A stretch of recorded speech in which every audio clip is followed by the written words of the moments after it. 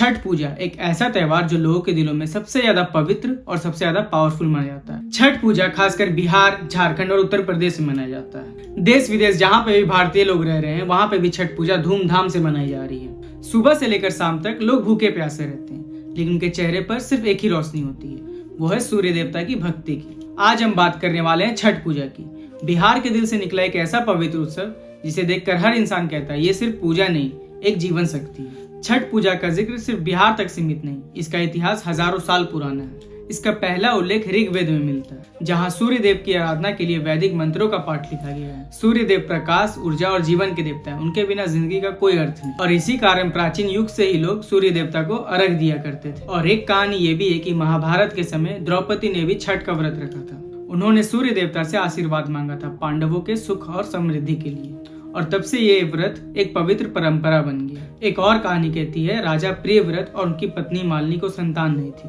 उन्होंने ये छठ व्रत रखा और छठी मैया की कृपा से उन्हें पुत्र प्राप्त हुआ। और अब बहुत से लोग सोचते होंगे कि इसका नाम छठ क्यों है। छठ का मतलब होता है छठे दिन, यानी दिवाली के छठे दिन ये पूजा मनाई जाती है। यह त्योहार शुद्धता, तप और समर्पण का प्रतीक है, जहाँ लोग प्रकृति और देवता दोनों के साथ जुड़े रहते हैं। छठ पूजा 4 दिनों की होती है। एक तपस्या के 4 अध्याय हैं। पहला दिन नहाए खाए। इस दिन भक्त गंगा जी या किसी पवित्र नदी में स्नान करते हैं। घर को पूरी तरह से साफ सफाई किया जाता है और एक पवित्र भोजन कद्दू, चावल और चना दाल बनाया जाता है। यह भोजन व्रत का प्रारंभ है जो शरीर और मन दोनों को पवित्र करता है। दूसरा दिन खरना। इस दिन व्रती पूरे दिन निर्जला उपवास रखते हैं और शाम को सूर्यास्त के बाद गुड़ से खीर बना हुआ प्रसाद बनाते हैं। ये प्रसाद सबके साथ बनाया जाता है।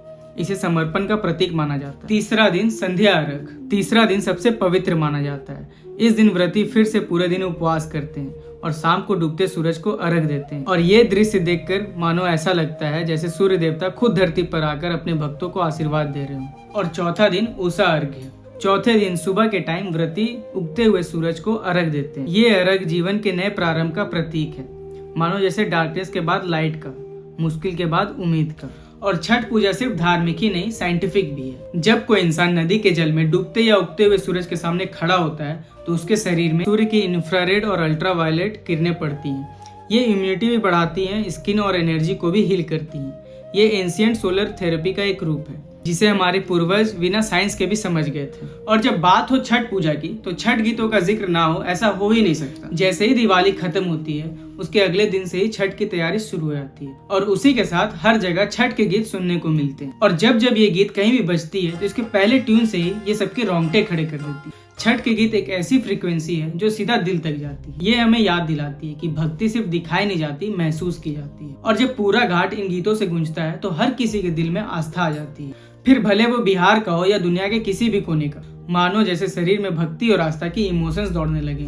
बिहार में छठ पूजा एक फेस्टिवल नहीं, एक आस्था का समुद्र है। इस दिन कोई भी अपनी समस्या, अपना स्टेटस, अपनी जात पात नहीं देखता। सब एक सुर में जुड़े रहते हैं, भक्ति और श्रद्धा के। जब सुबह का सूरज उभर कर पानी के किनारे चमकता है और हर भक्त के हाथ में दिया जलता है, तब लगता है जैसे पूरी धरती एक साथ सूर्य देवता को प्रणाम कर रही है। ये फेस्टिवल है प्रकृति, पवित्रता और धैर्य। और इसलिए छठ सिर्फ बिहार का ही नहीं, पूरे भारत का त्योहार है।